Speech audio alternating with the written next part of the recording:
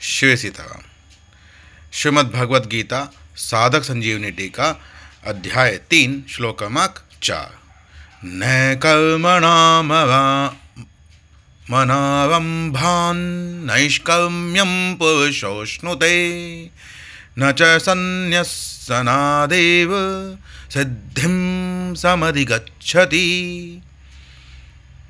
पुरुषः मनुष्य न तो कर्मणाम कर्मों का अनावम्भात आरंभ किए बिना नैष्य कर्म्यम निष्कर्मता का अश्नुते अनुभव करता है च और नहीं न संन्यसनात् कर्मों के त्याग मात्र से सिद्धि को एवं ही समधिगच्छति प्राप्त होता है।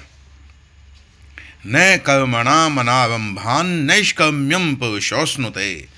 कर्म योग में कर्म करना अत्यंत आवश्यक है, कारण कि निष्काम भाव से कर्म करने पर ही कर्म योग की सिद्धि होती है। यह सिद्धि मनुष्य को कर्म किए बिना नहीं मिल सकती। मनुष्य के अंतःकरण में कर्म करने का जो वेग विद्यमान रहता है उसे शांत करने के लिए कामना का त्याग करके कर्तव्य कर्म करना आवश्यक है। कामना रखकर कर्म करने पर वह वेग मिटता नहीं, प्रत्युत बढ़ता है। नैष्य कर्म्यम अश्नुते। पदों का आशय है कि कर्म योग का आचरण करने वाला मनुष्य कर्मों को करते हुए भी निष्कर्मता को प्राप्त होता है, जिस स्थिति में मनुष्य के कर्म अकर्म हो जाते हैं, अर्थात बंधन कारक नहीं होते, उस स्थिति को निष्कर्मता कहते हैं। कामना से रहित होकर किए गए कर्मों में फल देने की शक्ति का उसी प्रकार सर्वथा अभाव हो जाता है, जिस प्रकार बीज को भूनने या उबालने पर उसमें पुनः अंकुर देने की शक्ति सर्वथा नष्ट हो जाती है। अतः निष्काम मनुष्य के कर्मों में पुनः जन्म मरण के चक्र में घुमाने की शक्ति नहीं रहती।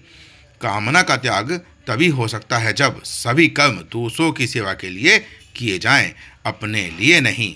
कारण कि कर्म मात्र का संबंध संसार से है और अपना स्वरूप का संबंध परमात्मा से है। अपने साथ कर्म का संबंध है ही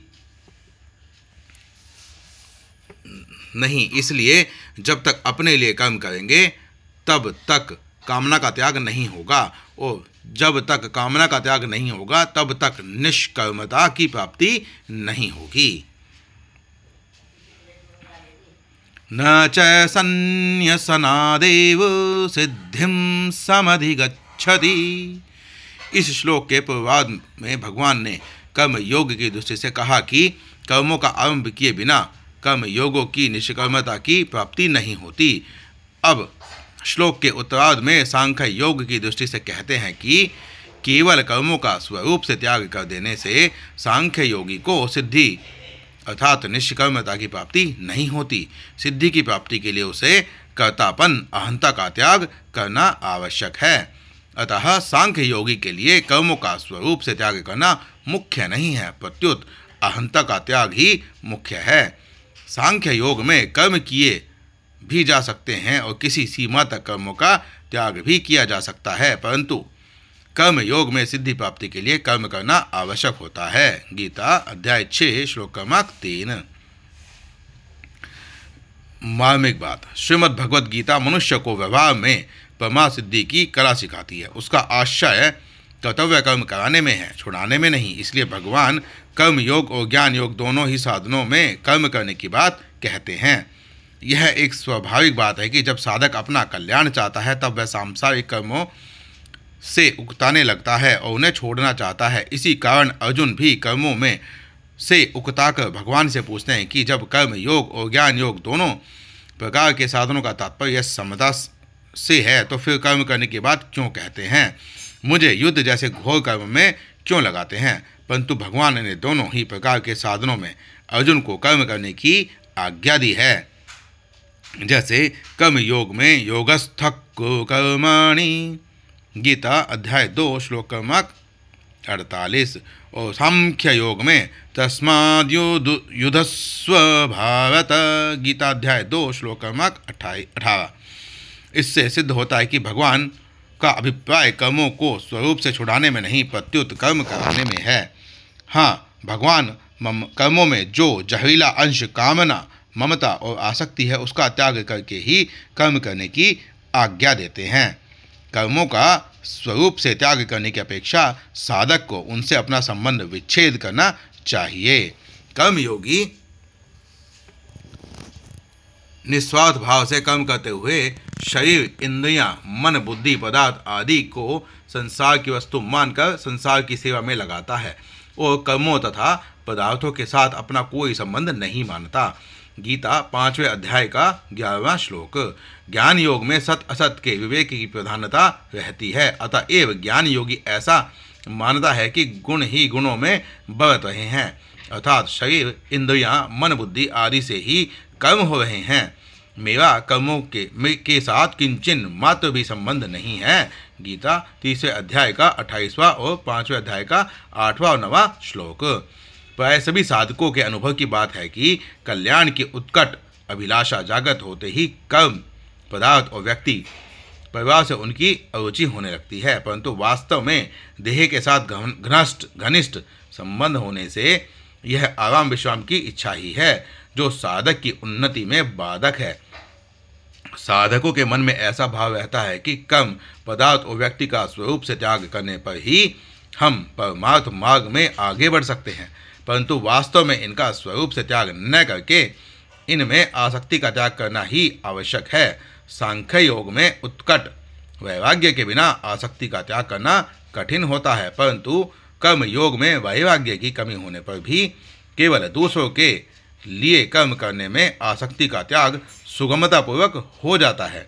गीता ने एकांत में रहकर साधन करने का भी आदर किया है, परंतु एकांत में सात्विक पुरुष तो साधन भजन में संपना समय बिताता है, पर राजस पुरुष संकल्प विकल्प में, तामस पुरुष निद्रा, आलस्य, प्रमाद में अपना समय बिताता है, जो पतन करने वाला है। इसलिए साधक की रुचि तो एकांत की ही रहनी चाहिए, अर्थात सांसारिक कर्मों का त्याग करके पारमार्थिक कार्य करने में ही उसकी प्रवृत्ति रहनी चाहिए। परंतु कर्तव्य रूप से जो कर्म सामने आ जाए उसको वह तत्परतापूर्वक करे, उस कर्म में उसका राग नहीं होना चाहिए। राग न हो तो जन समुदाय में होना चाहिए और न अकर्मण्यता में ही। कहीं भी राग न रहने से साधक का बहुत जल्दी कल्याण हो जाता है। वास्तव में शरीर को एकांत में ले जाने को ही एकांत मान लेना भूल है, क्योंकि संसार का ही एक अंश है। अतः शरीर से संबंध विच्छेद होना अर्थात उसमें अहंता ममता न रहना ही स्वाभाविक एकांत है। विशेष बात यहाँ पर लिखते हैं, जो योग पर आरूढ़ होना चाहता है, अपने में समता लाना चाहता है, उसके लिए कर्म योग की दृष्टि से निष्काम भाव से कर्म करना आवश्यक है। आरुक्षो मुनिर्योगम कर्म कारणमुच्यते। गीता अध्याय 6 श्लोक क्रमांक 3। अगर वह कर्म करेगा ही नहीं तो उसको यह कैसे पता चलेगा कि सिद्धि असिद्धि में सम रहा या विचलित हो गया। इसलिए निष्कामता का अर्थ ये नहीं कि आप कर्म करना ही छोड़ दें, कर्मों से अपना संग छोड़ना होगा। परिशिष्ट भाव में कहते हैं, जो अपना है, अपने में है और अभी है, उस तत्व की प्राप्ति कुछ करने से नहीं होती, क्योंकि उसकी अप्राप्ति कभी होती ही नहीं। हम कुछ करेंगे तब प्राप्ति होगी, यह भाव देहाभिमान को पुष्ट करने वाला है।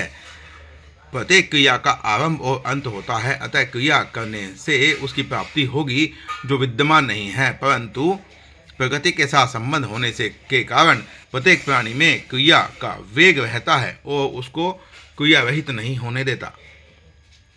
क्रिया का वेग शांत करने के लिए यह आवश्यक है कि जो नहीं करना चाहिए उसको न करे और जो करना चाहिए उसको निर्मम तथा निष्काम होकर करे, अर्थात उसके लिए कुछ, अपने लिए कुछ न करे, प्रत्युत केवल दूसरे के हित के लिए ही करे।